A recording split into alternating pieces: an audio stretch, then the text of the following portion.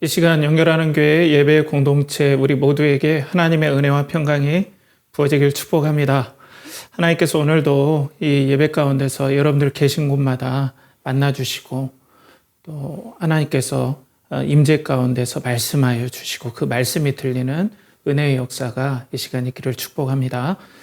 자, 오늘 하나님 말씀, 주일 말씀 사도행전 강해 동일하게 하나님 앞에서 또 말씀을 대언하도록 하겠습니다. 오늘 말씀의 제목은 사랑의 초청에 응답합시다.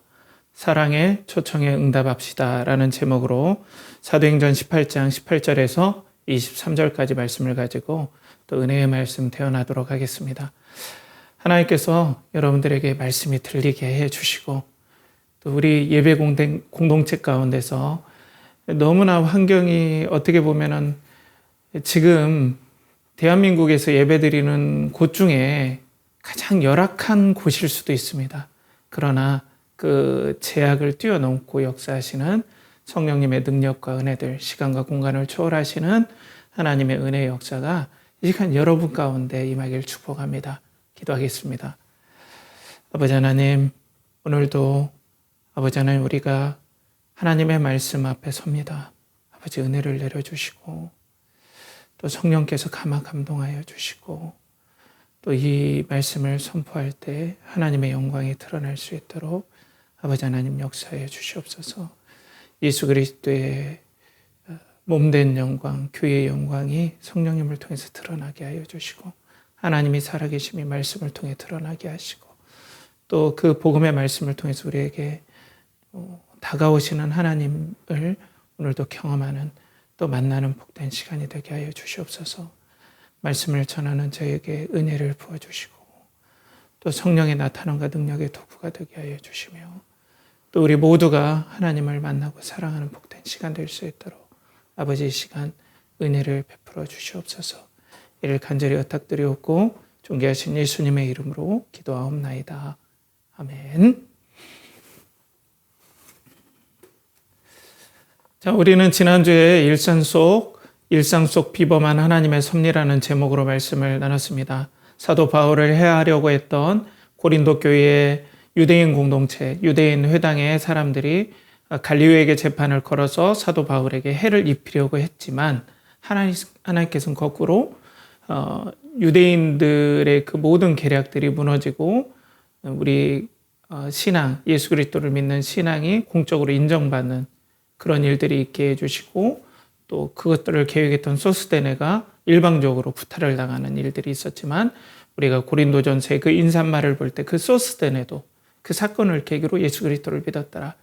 그렇기 때문에 하나님의 일상 가운데서 우리 가운데 일어나는 많은 일상 속의 일들이 그저 평범해 보이지만 하나님의 거룩하신 손, 하나님의 섭리가 함께 하시더라. 그래서 우리는 일상 속에서 비범한 하나님의 임재를 우리가 느끼면서 살 수 있다라는 말씀으로 우리가 또 하나님의 말씀을 듣고 또 은혜 받는 시간이 되었습니다. 오늘 말씀은 이제 드디어 하나님께서 고린도 사역들을 이제 바울에게 정리하도록 하시는 그런 대목입니다. 그런 대목인데 우리가 첫 번째 오늘 이 본문 말씀을 볼 때 이 사도 바울의 어떠한 행선지라든지 또 의도 그것들이 오늘 본문 18절에 아주 엑기스처럼 응축되어서 그 말씀 안에 다 담겨져 있어요. 자, 오늘 본문 18절 말씀 함께 압도하도록 하겠습니다. 바울은 더 여러 날 머물다가 형제들과 작별하고 배 타고 수리아로 떠나갈새 브리스길라와 아굴라도 함께 하더라. 바울이 일찍이 서원이 있었으므로 갱그리아에서 머리를 깎았더라. 자, 보면은 바울이 고린도 형제들과 작별했죠. 그리고 난 다음에 수리아로 떠난다. 이 수리아는 이제 다 아는 사실이에요. 수리아 안디옥을 얘기하는 거예요. 이들을 파송했던 안디옥 교회로 가고자 했다. 전체적인 맥락들이 딱 나와요. 지금 바울이 이제는 이 고린도 사역을 종료하고 안디옥 교회까지 가려고 하는구나 라는 걸 먼저는 전체적인 그림을 말씀에서 딱 보여주고 또 세부적으로 들어가는데 브리스길라와 아굴라가 동행했다. 이것도 제가 말씀을 드릴게요. 그리고 난 다음에 어떻게 하냐면 갱그리아에서 사도 바울이 서원이 있었으므로 갱그리아에서 머리를 깎았더라. 이 대목이 딱 나와요. 뭐가 응축됐을까요, 여러분? 우리 한번 지도를 볼까요? 오늘 말씀에 보면은 이 2차 전도 여행 진짜 길죠.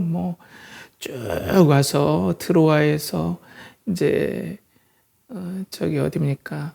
마게도냐로 넘어가서 빌립보, 데살로니가, 베레아, 아덴, 고린도 해서 제가 그 지도를 확대해 보면 갱그리아인데 이 고린도 바로 앞에 있는 쪽입니다. 그러니까 에베소 쪽으로 가려면 이 갱그리아 항구로 가서 이제 에베소로 넘어가야 되는 것 같아요. 이 갱그리아에서 머리를 깎았다. 이 무슨 내용일까요, 여러분? 먼저는 이 갱그리아에서 머리를 깎았다는 건 서원이 있었다. 이걸 다 종합해 보면 이건 성경적으로 나실인의 서원이에요. 나실인의 서원.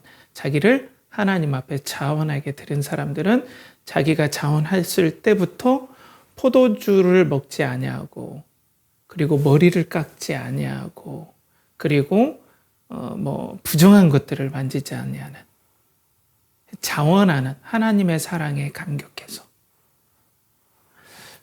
그런 자원하는 소원들을 얘기를 하는 거거든요.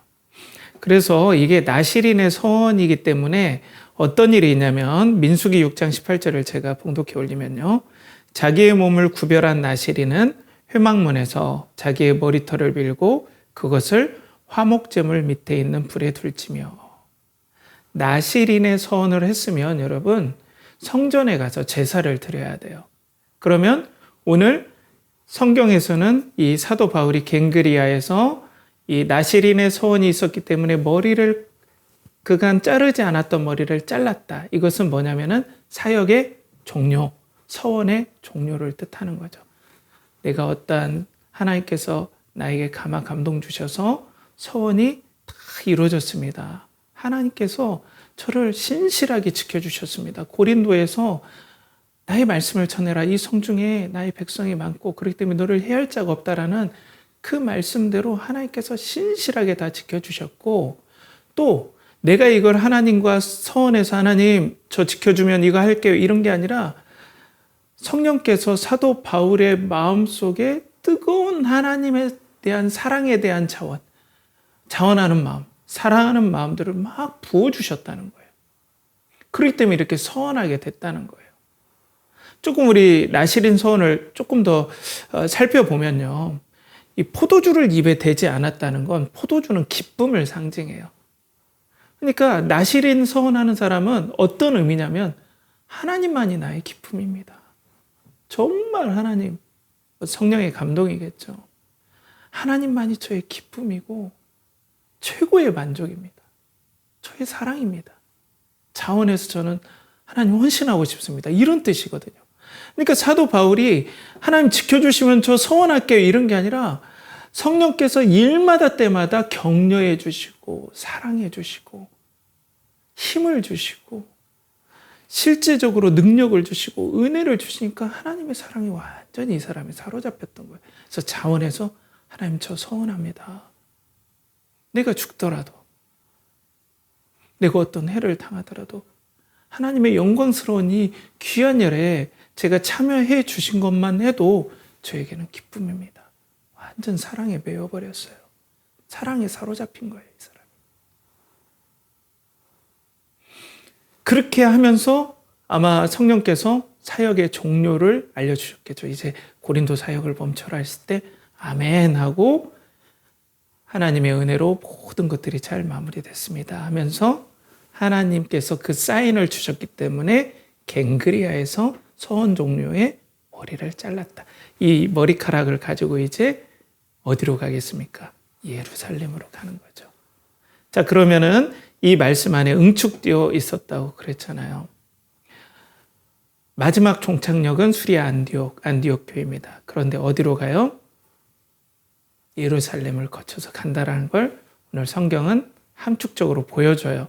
당시 사람들은 이걸 읽으면 알았어요. 그런데 우린 몰라요. 해석해줘야 알아요. 그러니까 예루살렘을 가는구나, 사도 바울이. 너무나 하나님의 사랑에 매여서. 그러니까 지금 이 사도 바울의 모든 일정들을 한마디로 요약하면 뭘까요? 하나님의 뜨거운 사랑과 은혜에 매여서 지금 사역이 진행된다는 걸 우리는 알 수 있죠. 이게 우리들의 원래 하나님께서 창조하시고 하나님께서 우리들에게 은혜 주신 그런 모습이에요, 여러분. 하나님의 사랑, 뜨거운 사랑, 변하시지도 않는 사랑, 무한하신 사랑, 진실하신 사랑, 오류가 없는 사랑, 그 선하심과 인자하심, 그 신실하심, 이것이 구약의 헤세드 아닙니까? 언약의 신실하신 사랑. 그 사랑 안에 우리는 진짜 평강을 누릴 수 있어요, 여러분. 우리가 불안한 게 무엇 때문에 불안합니까? 내 주변 환경이 내가 믿었던 사람이 변할 것 같고, 내가 믿었던 직장이 흔들릴 것 같고, 내가 믿었던 내 재능이 내일 어떻게 될지도 모르겠고, 내가 믿고 투자했던 것이 어떻게 될지도 모르는 수많은 변동성 때문에, 변할 것 때문에 우리는 너무나 두려워하잖아요, 여러분. 그런데 오늘 사도 바울은 그 변하시지 않는 영원하신 하나님이 사랑으로 함께 하신다는 그 감격 가운데 그는 지금 어떻게 돼요? 사랑으로 인도받고 있는 거예요. 성령께서 사랑의 풍성한 은혜들을 부어주셔서 지금 사도 바울을 막 이끌어가는 거죠. 그래서 사도 바울은 어떤 결정을 할 때 경솔하게 결정하지 않았어요. 이 서신서들을 쭉 보면 기도하고 하나님 너무 감사합니다. 고린도 사역을 여기서 멈춰야 되는군요. 깨닫고 이렇게 머리를 자른 거죠. 그리고 난 다음에 오늘 말씀의 18절에 브리스길라와 아굴라가 동행해요. 여러분들 이 사람들이 로마에서 유대인들의 추방 명령 때문에 여기 고린도로 왔잖아요. 근데 생업을 다 포기하고 고린도에서 어느 정도 정착을 했겠죠. 그런데 바울과 함께 같이 떠나요, 또. 그러니까 이들도 성령에 충만했던 거예요. 물론 지금 당장에 직장 그만두는 게 신앙 좋은 겁니다. 이런 게 아니에요. 이 상황을 얘기하는 겁니다. 여러분, 지금 하나님께서 고린도에서 브리스길라와 아굴라의 이 부부를 바울과 동행시켜요. 근데 이 둘만 갈까요? 아니에요. 생업을 함께하는 자기의 가정, 또 일꾼들 다 함께 다니는 거예요. 결단한 거죠. 그럼 어떻게 결단했을까요? 브리스길라와 아굴라 기도했겠죠. 성령의 인도하심에 확신했겠죠. 이 큰 결단을 내리려면 큰 확신과 인도하심이 분명하게 사인이 와야 되겠죠. 이들에게도 브리스길라와 아굴라에게도 하나님께서 바울과 동일한 성령님의 인도하심이 이들을 이끌어갔는데 이걸 다 포기할 정도로 갔다는 건 뭐예요? 하나님의 진실하신 사랑, 은혜, 성령께서 역사하심. 이 놀라운 은혜들이 이 성도들과 사도 바울을 오늘 이끌어 간다는 거 우리는 볼 수 있어요. 이게 구원받은 성도들의 놀라운 은혜와 능력들입니다, 여러분. 변하시지 않는 그 하나님이 살아계신 그 하나님. 여러분, 그 창세기에 나왔던 그 하나님께서 오늘 이 사도행전에도 역사하시고 사도 바울에게 말씀해 주시고 사도 바울에게 인도해 주시고 사랑을 부어주시고 용기를 부어주시고 브리스길라와 아굴라의 부부에게도 그 살아계신 하나님께서 오늘 또 은혜를 주시고 능력을 주셔서 오늘 인도에 가신다라는 거예요. 큰 결정들이 이렇게 이루어지는 것들을 보게 되죠. 그리고 난 다음에 먼저는 어디로 갔냐면 하나님께서 에베소로 가게 했어요. 여러분, 지난 2차 전도여행 때 부르기아와 갈라디아 땅에서 계속 아시아 쪽으로 가고자 했던 거 기억나세요? 여러분, 지도를 한번 볼까요? 부르기아, 좀 오른쪽에 아시아라고 큼지막하게 보라색으로 이렇게 돼 있는 쪽 있죠. 그쪽이 에베소가 있는 쪽이에요. 근데 하나님께서 이쪽으로 가지 말라고 하셨거든요. 그때는요. 가고자 애썼거든요. 에베소로 가야 너무나 좋은 환경이기 때문에 그래요. 그런데 오늘은 에베소로 가요. 하나님께서 인도하신 거예요. 하나님께서 드디어 에베소의 문을 여셨다라는 걸 알고 갱그리아에서 에베소로 가게 되는 거죠. 그리고 난 다음에 에베소에서 이제 이들이 기도했겠죠. 기도했는데 사도 바울은 하나님께서 앞전에 얘기했듯이 너 여기가 아니라 예루살렘에서 안디옥으로 가는 거야 라고 말씀을 해주셨던 것 같아요. 근데 이제 사역을 해보고 딱 보니까 여기가 너무나 자기에게 반응이 좋은 거예요. 오늘 19절에서 21절까지 말씀 한번 같이 합독해 봅시다. 에베소에 와서 그들을 거기 머물게 하고 자기는 회당에 들어가서 유대인들과 변론하니 여러 사람이 더 오래 있기를 청하되 허락하지 아니하고 작별하여 이르되 만일 하나님의 뜻이면 너희에게 돌아오리라 하고 배를 타고 에베소를 떠나. 자, 보면은 여기에서 에베소에서 이 그들을 머물게 하고라는 이 말씀은 뭐냐면 브리스길라와 아굴라예요. 이 부부를 거기에 머물게 했어요. 그리고 그러니까 하나님의 뜻이 에베소에 브리스길라와 아굴라를 머물게 해라. 순종했어요. 하나님, 사도가 있어야죠. 이게 아니라 1년 6개월 동안 또 그 이상으로 사도 바울은 브리스길라와 아굴라를 성경으로 열심히 가르쳤고 훈련시켰어요. 하나님께서 여기에 머물라고 한 거예요. 그래서 머물게 했고 그 다음에 보면은 에베소에 있는 유대인 회당에서 막 변론했는데 더 있어 달라고 한 거예요. 반응이 좋아요. 이러면 우리가 여기서 뭐 교회 좀 크게 하고 이렇게 반응이 보면 좀 내가 있어야 되는 거 아닌가? 이 사람만 머물게 하면은 좀 그러니까 이게 아니에요. 사도 바울은 깔끔하게 그래도 하나님의 뜻이면 내가 오지. 나 여기 지금 하나님께서는 여기 있으라고 하지 않았어. 브리스길라와 아굴라만 놓고 나는 갈 곳이 있어. 하나님께서 수리아 안디옥까지 예루살렘을 거쳐서 가라고 했어. 그러니까 이 사람은 지금 뭐에 이끌리는 것 같아요, 여러분? 사역의 성과예요? 성취예요? 그래서 사람들에게 나 바울이니까 정말로 위대한 사람이야. 이 정도로 나는 사역의 결과물이 있어. 우리 삶 가운데서 내가 이루는 업적들 봐봐. 사람들 앞에서 그걸 통해서 인정받기를 원하고 이런 모습들이 전혀 아닌 거 보이죠? 사도 바울은 지금 뭐에 이끌려요? 성령을 통해서 하나님의 사랑에 충만해서 지금 사도 바울은 인도함을 받는 거예요. 그러니까 오늘 성경에서 뭘 보여줍니까? 하나님께서는 성령님을 통하여서 사도 바울을 사랑에 감동하여 이끄신다라는 걸 오늘 보게 돼요. 그걸 어디에서 봤어요? 갱그리아에서 서원의 머리를 자르는 나시린의 서약, 하나님의 사랑에 감동된 사람들이 하는 서약. 하나님이 나의 기쁨이고 사랑입니다.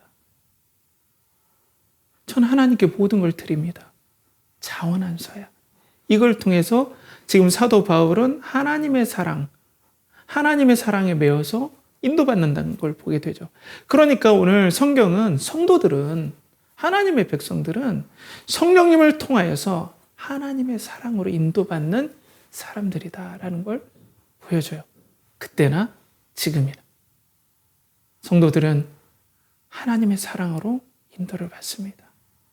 그 사랑 안에 평안을 누리는 거죠, 여러분. 인공지능으로 세상이 난리가 났어요. 표현이 좀 그렇지만 난리죠. 정신없어요, 여러분. 지금 미국이 국제정서 덴마크를 침공하느냐 안 하느냐 이거 옛날에 상상할 수 있었던 일입니까? 정신없어요. 지금 막 모든 게 막 여러분들 균열이 가는 걸 좀 보셔야 돼요. 좀 심상치 않은 징조이긴 합니다. 국제 질서가 변하고 경제 환경이 변하고 있어요, 여러분. 너무나 정신없으니까 사람들이 어때요? 안전자산에 몰려요. 지금 제가 좀 엉뚱한 얘기지만 죄송해요. 무슨 가격이 오릅니까? 금값이 올라요, 여러분. 사람들이 안전한 곳에 자신의 삶을 걸고 싶어 해요. 금이 나를 지켜줄 거다. 부동산이 지켜줄 거다. 근데 오늘 성경은 뭐라고 말씀하십니까? 성도는 성령님을 통해서 하나님의 사랑으로 이끌림을 받고 거기에서 하나님께서 지켜주시고 보호하신다. 신실하신 하나님께서 사랑으로 성도들을 이끄시고 그리고 보호하심을 오늘 성경에서 보게 되죠. 연결하는 교회 성도 여러분, 그러면 이 말씀 우리들에게 어떻게 도전하십니까? 우리 연결하는 교회 은혜의 공동체는 하나님의 사랑의 요청에, 사랑의 초청에 응답해야 된다. 하나님의 사랑의 초청에 응답해야 된다. 라고 오늘 우리는 적용해 볼 수 있겠죠. 여러분, 살아계신 하나님께서 우리 예배를 통해서 하나님께서 말씀하시는 방식대로 여러분들에게 지금 말씀하고 있습니다. 나는 여호와라. 처음도 없고 끝도 없고 스스로 있는 자다. 내가 너를 사랑으로 인도하기를 원한다. 내가 이 복음을 통해서 너와 관계가 회복되기를 원한다. 라고 오늘 여러분들에게, 여러분들의 심령에, 여러분들의 영혼에 하나님께서 사랑의 초청을 하고 있다는 거예요. 내가 이렇게 인도해 줄게. 내가 너와 동행할게. 나는 거짓말을 하지 않아. 나를 흔들 자가 없다. 나와 동행하자. 라고 오늘 여러분들에게 복음을 통하여서, 말씀을 통하여서 사랑의 초청을 하고 계신다는 거죠.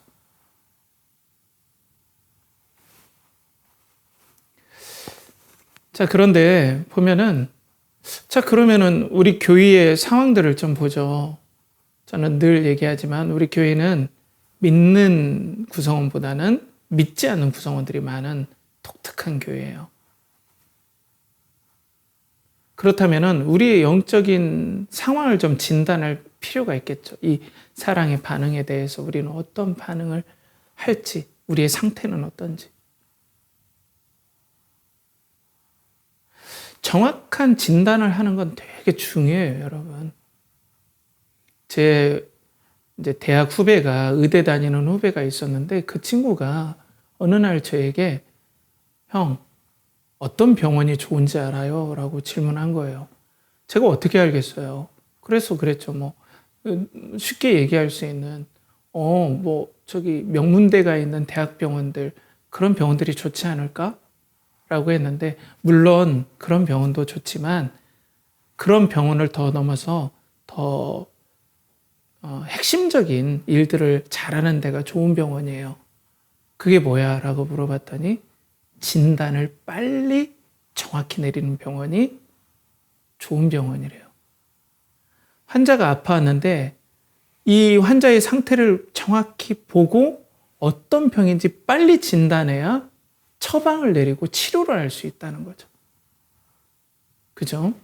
그러니까 우리가 우리의 상태를 진단하는 게 되게 중요합니다. 그러면 우리는 사랑의 요청에 응답해야 돼요. 그럼 우리 상태가 어떻다는 것을 우리가 볼 수 있죠?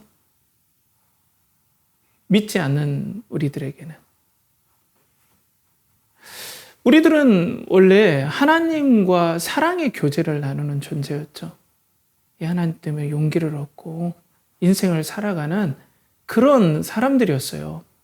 우리의 힘은 하나님께로부터 나오는 거예요. 하나님께로부터 안정감을 얻는 거예요. 하나님께로부터 행복을 얻고 즐거움을 얻는, 하나님이 무한하게 영원히 그것을 우리에게 주시는 분이죠.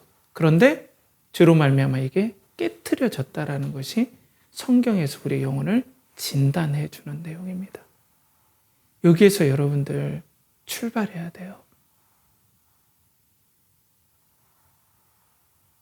성경에서는 우리의 상태가 지금 하나님과의 관계에서 사랑의 요청에 우리는 응답하지 않는 이상한 상태가 되었다. 왜? 죄로 말미암아 하나님과의 관계가 깨져버렸기 때문에. 그 관계가 깨지면 어떻게 됩니까? 우리의 영혼이 무감각해지고 하나님에 대해서 무능해져요. 하나님에 대해서 반응을 못한다는 거예요.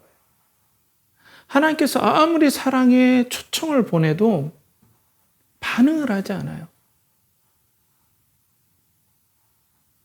그래서 에베소서 2장 1절 말씀에 제가 봉독해 올리겠습니다. 그는 허물과 죄로 죽었던 너희를 살리셨도다.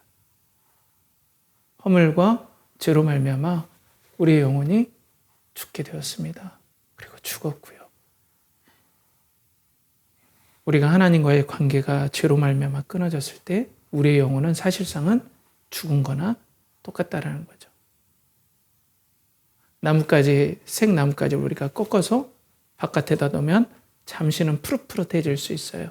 어렸을 때 저 아카시아 나무로 친구랑 막 이렇게 장난으로 칼싸움도 하고 막 했는데 그 아카시아 나무를 딱 끊고 막 가방에다 꽂고 다녔거든요. 그런데 한 20분 지났을까요? 지나면 그 파릇파릇했던 아카시아 나무가 시들어서 쭉 처지기 시작해요. 잎사귀들이. 그리고 그걸 길가에다가 팽개치고 이제 다음날 학교 갈 때 보면 바싹 말라있죠. 그러니까 우리는 지금은 생명이 있어 보이지만 사실상은 하나님과 관계가 단절되고 하나님과 단절되었기 때문에 우리는 죄로 말미암아 죽은 상태라는 거죠. 그것들을 어떻게 우리에게 증명해 보입니까? 성경은. 사망이 우리 가운데 육체의 죽음, 우리가 죽음이라고 하는 그런 죽음들이 우리 가운데 보여짐을 통해서 정말 우리는 영혼도 죽고 또 죄로 말미암아 우리 몸도 죽는 존재가 되었다는 걸 보여주죠. 그러니까 우리는 하나님과의 관계에서 죄로 말미암아 우리는 죽었기 때문에 하나님의 사랑의 요청에 반응을 못하는 상태가 성경의 진단입니다.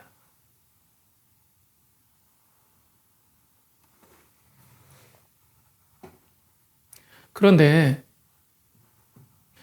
우리가 하나님과의 관계에서 사랑의 은혜를 얻고 오늘 바울처럼 용기를 얻고 어떤 상황에도 뚫고 가야 되는데 하나님과의 관계에서 오는 충만하고 안정적이고 모든 세상의 풍파를 이겨내는 그 사랑이 없으니까 우리는 대안이 없는 거예요. 다른 대안이 없어요. 그러니까 찾긴 찾아야 되잖아요. 어디서 우리는 이 땅을 살아갈 용기를 막 얻고자 해요. 그런 것들을 막 우리는 대체적으로 막 찾아요.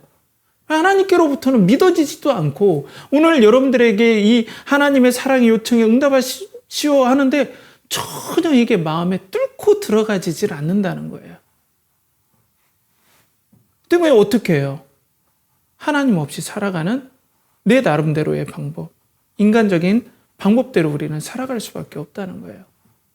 많은 그런 반응들이 있어요. 하나님의 사랑 없이, 안정 없이 내 나름대로의 방법을 찾는 많은 것들이 있지만 몇 가지를 우리가 함께 나눈다면 자존감이라는 것들을 우리가 붙잡고 살아요. 자존감. 내가 스스로 나를 너무 소중하게 여기는 마음. 자존감이 올라간다 그러잖아요. 뿌듯한 마음. 나 대단한데? 아니면은 내가 사람들한테 가치 있는 존재인데 막 사람들이 나를 너무 사랑해 주는데 내가 다른 사람이 사랑 안 해주면 스스로라도 막 사랑하는 이런 자존감. 근데 이런 자존감을 우리가 통해서 용기가 얻게 되죠. 어느 정도는 얻게 되죠. 못 얻는다는 건 거짓말이죠. 그걸 통해서 용기도 얻고 할 수 있다, 할 수 있다도 하고. 그리고 어떤 어려운 것들, 요즘 자존감 높이는 게 뭐예요? 왜 사람들이 왜 달리기 많이 합니까? 요즘 엄청 달리기 많이 하잖아요. 그 20km, 30km, 또 풀코스, 또 서브 3, 3시간 안에 들어오는 거. 이런 걸 하면서 내가, 어려움도 나 극복할 수 있다라는 용기를 얻으면서 내가 자존감을 올리는 거죠. 이것도 하나의 방법이에요. 그러니까 하나님의 사랑을 우리가 경험하지 못하면 이런 것을 통해서라도 우리가 살아가야 된다는 거죠. 전 긍정적으로 봐요. 어느 정도까지는. 그렇지만 이게 진정한 대안은 될 수 없다는 거죠. 근데 문제는 뭐냐면 하나님에 대해서 우리가 가르쳐 주더라도 우리는 이 프레임으로 받아들이려고 해요. 조금 쉽게 얘기하면 뭐냐면 하나님이 주시는 그 사랑에서 우린 진정한 자유를 누리고 하나님께서 너무나 존귀하시고 하나님께서 우리를 창조하시는 최고의 영광스러운 분이라는 그 하나님과 우리가 만남을 통해서 우린 용기를 얻고 삶의 희망을 누리는 존재인데 거꾸로 자존감의 프레임에 푹 빠지면 어떻게 하냐면요. 복음을 통해서 당신은 죄로 말미암아 하나님의 심판에 있습니다 하면 강력한 거부감이 들어요. 물론 이게 인간적으로 듣기 좋은 말은 아니지만 자존감이 떨어지는 느낌이 드는 거예요. 하나님과의 관계 회복, 죄로 말미암아 우리의 상태를 진단해주고 여기에 대한 해결책을 주시는 하나님의 복음이 자존감이라는 프레임에 갇히면 마치 하나님도 나의 자존감을 높여줘서 내가 행복하게 만들어주는 어떤 막연한 우상과 신처럼 우리는 생각하는 이상한 프레임 가운데 하나님을 가두려고 해요. 사랑의 초청도 마찬가지예요. 그럼 나 어떻게 할 건데요? 날 뿌듯하게 해줄 거예요? 하나님께서는 어떻게 초청하십니까? 너의 죄를 해결함을 통해서 네가 진정으로 죄로 말미암아 죽을 수밖에 없다라는 그 사실. 우리가 나눔이 있어서 제가 이걸 나눔을 알기 때문에 이런 것들을 감안해서 제가 말씀도 전합니다만 나는 다른 사람 보기에는 상대적으로는 내가 나이스해 보일 수 있지만 거룩하신 하나님과의 관계를 우리는 잊지 말아야 된다는 거죠. 그 절대적인 하나님, 최고로 선하신 그 하나님과의 관계, 그걸 저버렸다는 건 엄청난 문제라는 걸 우리는 맞닥뜨리기 싫어한다는 거예요. 우리가 친구와의 관계에서 배신한다면 얼마나 그게 큰 문제가 됩니까? 부모님과의 관계에서 인륜을 저버린다면 우리는 그 부모님과의 관계가 선하기 때문에 그걸 저버리는 게 얼마나 큰 문제인지 알아요. 가족과의 문제, 가장 지켜야 될 선한 문제, 이걸 초월하는 관계가 하나님과의 관계라고 성경은 우리에게 보여줘요. 가장 지켜야 될 관계. 이걸 우리가 깨트려버리고 무시하고 조롱하고 했다는 건 엄청나다는 걸 오늘 성경은 우리들에게 보여주고 있다는 거죠. 이걸 해결해야 된다. 그렇기 때문에 이 하나님께서 이 문제에 대해서 해결하자라고 했는데 자존감의 프레임에 우리가 딱 오면 이게 나의 자존감을 깎는 느낌이 든단 말이에요. 그렇기 때문에 우리는 거부감을 느끼죠. 내 자존감을 올려주시고 다른 사람으로 하여금 나에게 자존감을 올릴 수 있도록 도와주시는 막연한 신을 우리는 구하는 거죠. 그러니까 하나님의 사랑의 요청에 복음을 통해서 하나님의 사랑의 요청에 우리는 잘 반응을 못해요. 왜? 지금 상태가 이렇게 돼버렸으니까 죄로 말미암아 무감각해지고 무능해지는 그런 상태가 된 거죠. 그리고 우리가 하나님께로부터 오는 그 사랑이 임할 때 우리는 하나님의 기쁨을 공유하게 돼 있어요. 하나님의 기쁨.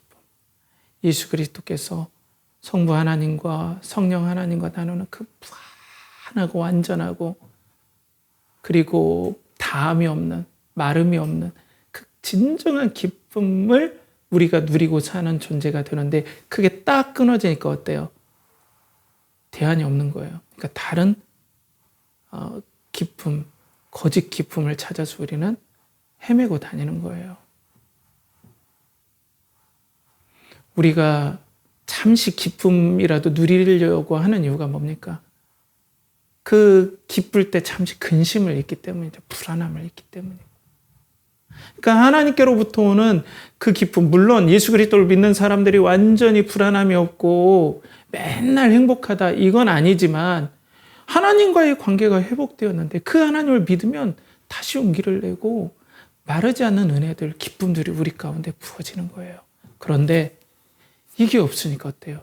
거짓 기쁨, 썩어져 갈 기쁨, 우리를 망가뜨리는 그 기쁨을 찾아서 헤매는 거예요. 그 기쁨을 찾아다니는 거예요. 재미를 찾아다니는 거예요. 그게 없으면 죽을 것 같은 거예요. 답답해요. 사는 의미가 없어지는 것 같아요. 뭐라도 나를 즐겁게 하고 기쁨을 주는 것들을 찾아가는 거예요. 왜? 하나님께로부터 오는 그 기쁨은 내가 믿어지지도 않고 하나님에 대해서 반응도 안 되지고. 그러니까 여러분들 생각해 보십시오. 다른 대안이 있겠습니까? 하나님 없으면 이러다가 우린 나이 들고 죽게 되는 거예요.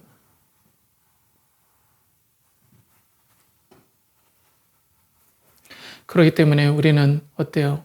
하나님 아닌 다른 데서 기쁨을 얻기 위해서 돈 버는 기쁨, 돈을 얻어서 땀 흘려서 얻는 보람은 괜찮지만 그것 자체가 내 인생에 대안되는 기쁨이 되면 결국에는 돈 때문에 우리가 쓴맛을 보게 되죠. 우리 학생들은 어때요? 다른 기쁨, 유튜브가 주는 기쁨, 또 조금 더 조심스럽지만 요즘 어때요? 점점 사회가 타락해가고 음란해져가는 그 속에서 주는 그 원초적이고 말초적인 그 기쁨, 그 본능 자체는 선하고 아름다운 것인데, 성적인 본능 자체는 너무 선하고 아름다운 것인데 하나님께로부터는 올바른 기쁨과 사랑의 관계가 깨트려지니까 모든 것들이 왜곡되어지고 이상하게 뒤틀려져서 나의 탐욕을 채우는 이상한 걸로 변하니까 그런 잘못된 각도로 그런 기쁨을 누리다 보면 내 인생이 망가진다는 거죠. 그러니까 지금 우리는 죄로 말미암아 우리가 하나님과 관계가 단절되었고, 그래서 하나님에 대한 반응을 할 수가 없는 존재. 사랑의 요청이 와도 우리는 반응을 할 수 없고, 그리고 우리들은 계속해서 자존감이라는 그 프레임으로 우리 인생을 살고자 하고, 하나님의 복음도 변질시키려고 하고, 또 거짓 기쁨을 쫓아서 우리는 살아가는 그런 상태에 있다는 거죠.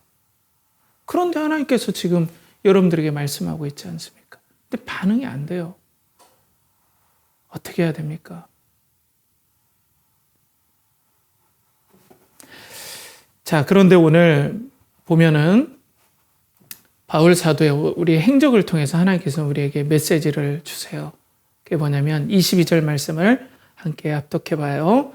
가이사랴에 상륙하여 올라가 교회의 안부를 물은 후에 안디옥으로 내려가서. 오늘 에베소에서 가이사랴, 우리 지도 한번 볼까요? 에베소에서 쭉 우리 밑으로, 키프로스 밑으로 해서 가이사랴라고 오른쪽 하단에 나와 있죠. 거기까지가 약 1000km 정도 돼요. 그리고 가이사랴에서 예루살렘, 오늘 나실인의 서원을 했기 때문에 머리카락을 이제 성전에 태우는 그 일을 해야 되기 때문에 예루살렘까지 갔어요. 그리고 거기에서 또 수리아 안디옥까지가 500km. 그러니까 약 1600km의 거리예요. 이게 서울에서 베이징까지 육로로 왕복하는 거리가 된다고 그래요. 그럼 보세요. 지금 바울이 왜 예루살렘 교회에 가고 안디옥 교회로 다시 갔을까요? 왜 그랬을까요? 뭔가 보고하고 나누고 증언하고자 갔겠죠. 어떤 증언이겠습니까? 여러분, 그 하나님을 믿지 않던 이방인, 죄로 말미암아 죽었던 그 이방인, 귀신에 사로잡혔고 피톤의 영에 사로잡혔던 그 이방인, 우상에 사로잡혔던 그 이방인, 그리고 고린도에 보면은 더러운 음욕, 아프로디테의 신전에서 거짓 쾌락을 쫓던 그 고린도에서 예수 그리스도의 복음을 전하였더니 그 이방인 가운데 예수 그리스도를 믿는 역사, 하나님의 사랑의 초청에 반응하는 역사, 영원히 살아나는 역사들이 일어납니다. 라고 오늘 예루살렘 교회와 그리고 수리아 안디옥 교회에서 보고하려고 1600km를 지금 바울이 간 거예요. 그 사랑에 매여서 하나님께서 그 약속대로 이방에서도 예수 그리스도의 통치를 받고 하나님과의 관계가 회복되고 생명을 얻는 회개의 세례가 정말 일어났습니다라고 증언하는 거예요, 여러분. 여러분, 이게 얼마나 대단한 건지. 여러분, 만약에 여러분들 유재석 씨가 어디 아픈 데가 있었어요. 그런데 이분이 알약을 먹었더니 진짜 나았어. 그래서 이 사람이 개인 유튜브에서 여러분, 이건 제가 진짜 광고가 아니라 이 알약을 먹었더니 진짜 이 불치병이 사라지는 그런 일들이 있었고 제 주변에도 그런 사람들이 많습니다, 여러분. 하면 여러분, 이 말로 전하는 이 효과에 대해서 여러분 설득이 될까요, 안 될까요? 유재석 씨가 얘기한다면 되겠죠. 설득이 되겠죠. 이 사람이 거짓말할 사람이 아니기 때문에. 이 사람은 정직하다. 사회적으로 인정을 받는다. 그러면 오늘 성령의 인도하심과 하나님의 사랑에 배워서 그리스도를 위해서 죽기를 각오했던 이 사도 바울이 오늘 죄로 말미암아 하나님과 관계가 깨졌고 무능했고 사랑의 요청에 반응을 안 했던 그 이방인들이 예수 그리스도의 복음을 전했을 때 그들 가운데 귀신이 떠나가고 성령께서 그 가운데 부어지고 그들이 믿는 역사들이 일어났다는 것을 오늘 예루살렘에서 성도들에게 증언하고 수리아 안디옥까지 가서 성도들에게 증언했다는 거죠. 그건 뭡니까? 하나님께서 여기서 우리에게 메시지를 주는 거예요. 우리 연결하는 교회가 예수 그리스도의 사랑의 초청에 응답할 수 있는 유일한 길은 우리가 복음을 나누고 예수 그리스도를 계속 나누며 이 복음에 대해서 자랑하고 이 복음의 능력들을 나누고 이 복음에 대해서 우리가 함께 이 말씀을 통해서 예배를 통해서 우리가 나눌 때 성령께서 능력으로 역사하셔서 아무리 사탄이 그 방해를 하고 아무리 영적인 이 무지함과 어두움이 우리들을 완전히 사로잡았을지라도 로마서 1장 16절처럼 내가 복음을 부끄러워하지 아니하노니 이 복음은 모든 믿는 자에게 능력을 주시는 모든 믿는 자에게 이 거룩한 능력, 하나님께 반응할 수 있는 생명의 능력, 죄가 해결되는 놀라운 능력, 하나님의 사랑을 받는 자녀가 되는 놀라운 능력, 마귀의 손아귀에서 벗어나는 놀라운 능력, 모든 믿는 자에게 능력을 주신 하나님의 구원을 주시는 하나님의 능력이 됨이라. 먼저는 유대인에게요. 그리고 헬라인에게로다. 사도 바울이 계속해서 주장하는 이 복음의 능력이 있었습니다. 그리고 있습니다. 이렇게 이방에서 교회들이 일어나고 그리고 예수 그리스도를 믿는 역사가 예수님의 약속처럼 또 하나님께서 말씀하신 것처럼 온 이방에 퍼져나갈 겁니다. 사탄을 제압하고 생명을 살리는 역사들이 일어날 겁니다. 그러면서 수리아 안디옥으로 갔다가 잠시 다음에 어떻게 돼요? 이 놀라운 능력이 사람을 구원하고 하나님과의 관계를 회복하고 사랑의 초청에 응답한다라는 분명한 사실이 있기 때문에 이 복음을 전하러 다시 복음을 전했던 곳에 제자를 굳건하기 위해서 다시 또 사도 바울은 3차 전도 여행을 출발해요.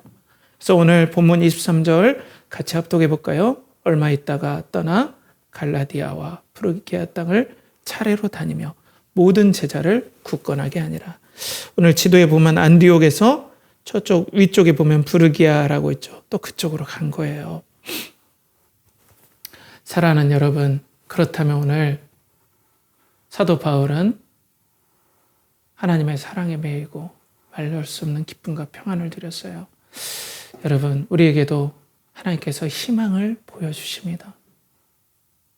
복음을 통해서 예수 그리스도를 여러분들과 계속 나눌 때 하나님께서는 어떤 약속을 하십니까? 사도 바울이 1600km를 달려와서 예루살렘 교회에 얘기하고 싶었던, 그리고 1600km를 달려와서 안디옥 교회에게 얘기하고 싶었던 그 내용, 복음의 능력이 있습니다. 이 복음 가운데 사랑의 초청에 응답할 수 있는 생명의 능력이 부어지는 걸 제가 눈으로 똑똑히 목격하고 교회가 세워지는 걸 제가 여러분들께 보고 드립니다. 그 사도 바울이 우리들에게도 얘기해 주고 그 성령께서 우리들에게도 오늘 얘기해 주는 것입니다. 그렇게 어떻습니까? 사랑하는 연결하는 교회의 성도 여러분, 예수 그리스도를 통해서 여러분들의 죄가 하나님과의 관계가 모두 다 회복되고 여러분들에게 이 사랑의 초청에 응답할 수 있는 생명의 능력이 부어질 줄 믿습니다. 이 예수 그리스도 위에는 그 방법이 없습니다. 사랑하는 여러분, 여러분들은 이 예수 그리스도의 회복 위에 여러분들이 어떠한 대안을 가지고 있습니까? 하나님과의 관계가 회복되지 않으면 거짓 평안과 거짓 자존감과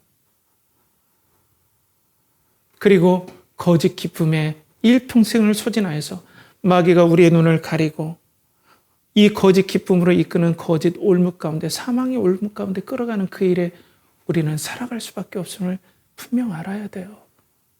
그렇기 때문에 사랑하는 여러분, 하나님께서는 여러분들에게 이 복음을 통해서 여러분들의 영혼을 구원하시길 기뻐하고 계십니다. 하나님께서는 우리들에게 말씀하고 있습니다. 내가 복음을 통해서 너희를 구원하여서 내 사랑의 요청에 응답하도록 할 거야. 여러분, 이 예수 그리스도를 믿읍시다.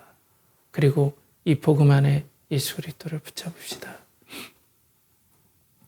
그래서 하나님께서는 우리 교회를 앞으로도 이 복음을 선포할 것을 통해서 우리 교회의 여러 믿지 않는 구성원들이 예수 그리스도를 믿고 하나님의 사랑에 완전히 사로잡혀서 아무리 시대가 변하고 역사의 경랑이 일어나도 두렵기도 하겠지만 또는 힘들기도 하겠지만 다시 하나님의 사랑을 붙잡고 오늘 바울이 갱그리아에서 하나님은 나의 기쁨이고 하나님은 나의 반석이고 하나님만 따라가면 전 됩니다라고 서원했던 자원했던 그 자원한 서원의 그 아름다운 모습들이 우리 연결하는 교회에도 분명 일어날 수밖에 없다는 겁니다. 왜? 복음을 전파할 때 이 복음은 모든 믿는 자를 구원하시는 하나님의 능력이 되기 때문입니다. 하나님의 능력이 우리를 회복시킨다고 오늘 성경을 통해서 하나님께서 우리에게 약속하시기 때문에 그렇습니다. 그렇기 때문에 연결하는 교회 우리 성도 여러분 그리고 구성원 여러분, 오늘 말씀은 사도 바울이 이제 고린도 사역을 끝내고 또 갱그리아에서 서원할 때 이 갱그리아에서 이 서원을 통해서 사도 바울은 사랑에 매여서 지금 인도함을 받는구나. 에베소서의 사랑의 성과에도 눈을 돌리지 않고 하나님이 인도하신 대로 예루살렘과 수리아까지 가는구나. 그런데 이 사람을 이끄는 건 하나님의 뜨거운 사랑이다. 사랑으로 인도하시는구나. 그런데 이방에서도 이 사도 바울처럼 사랑에 매이고 뜨거운 하나님과의 사랑의 관계가 회복되는 역사들은 복음을 통해서 이러한 회복의 역사가 일어난다는 것을 예루살렘과 수리아 교회의 보고함을 통해서 우리들에게도 하나님께서 보여주시는구나. 하나님께서는 복음이라는 미련한 것을 통하여서 우리들을 구원하시기를 기뻐하시는구나라는 걸 우리는 살펴봤습니다. 사랑하는 여러분, 우리 고린도전서 1장 21절 말씀을 같이 합독해 봅시다. 여기 자막에 나오는데요. 하나님의 지혜에 있어서는 이 세상이 자기 지혜로 하나님을 알지 못하므로 하나님께서 전도에 미련한 것으로 믿는 자들을 구원하시기를 기뻐하셨도다. 사랑하는 여러분, 우리 연결하는 교회도 복음을 통해서 여러분들을 구원하시고 사랑의 초청에 응답하게 하실 것입니다. 그런 은혜가 우리 연결하는 교회 성도들과 또 예배자들과 모든 구성원에게 부어지길 간절히 축복합니다. 기도하겠습니다.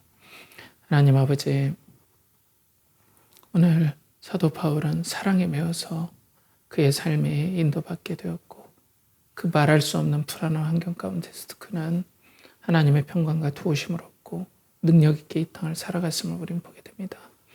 그러나 우린 죄로 말미암아 하나님과 관계가 분리되었고 헛된 자존감과 또 거짓 쾌락과 기쁨을 쫓아서 사탄의 속임수에 속아 우리는 영원히 죽을 수밖에 없는 상황 가운데 있습니다. 그러나 하나님의 사랑의 요청에 우리가 반응하고 응답할 수 있는 유일한 길은 예수 그리스도의 복음, 전도의 미련에 보이는 이 예수 그리스도를 전하면 무슨 역사가 일어날까라고 사람들이 얘기하고 이게 어떻게 영혼을 살리냐라고 얘기했던 그 복음, 십자가에 못 박히시고 지금 부활하시고 승천하셔서 우리 예배에 함께 하시는 그 예수 그리스도께서 우리의 생명을 살려주시고 그 초청에 반응해 주신다라는 그 믿음, 그 복음, 이 우리를 살려주신다는 것들을 우리가 보게 되었습니다. 아버지 하나님, 이게 우리의 삶 가운데 용기를 주는 은혜 통로가 되게 하시고, 그래서 너무나 격변이 심하고 또 너무나 변화가 심한 이 땅에서 우리가 믿음으로 살 수 있도록 은혜를 베풀어 주시옵소서.